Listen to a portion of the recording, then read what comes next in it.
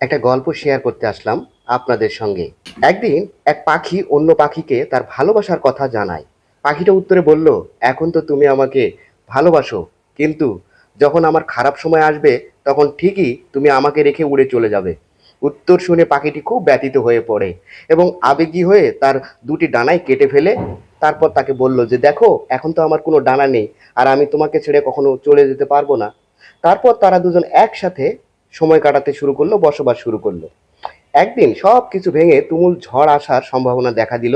ডানা কাটা পাখিটি বলল, অনেক ঝড় হবে হয়তো, তুমি এক কাজ করো, আমাকে নিয়ে চিন্তা করো না, তুমি তোমার মতো করে নিরাপদ জায়গায় উড়ে চলে যাও। সে সাথে সাথে উড়াল দিয়ে নিরাপদ জায়গায় চলে গেল।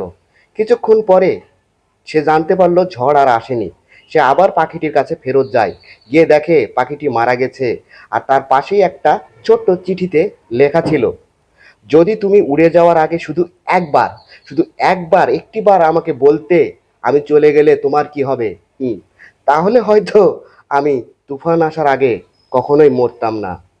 ঠিক তেমনি এই পৃথিবীতে এমন কিছু মানুষ ঠিক উড়ে যাওয়া ওই পাখিটির মতো। তারা চায় তাদের কেউ সবটুকু দিয়ে ভালোবাসুক, আর যখন কেউ তাদেরকে ভালোবাসে, বিনিময়ে তারা দেয় এক সমুদ্র বেদনা। এই মানুষগুলোই কিন্তু আমাদের জীবনে অহরহ থাকে।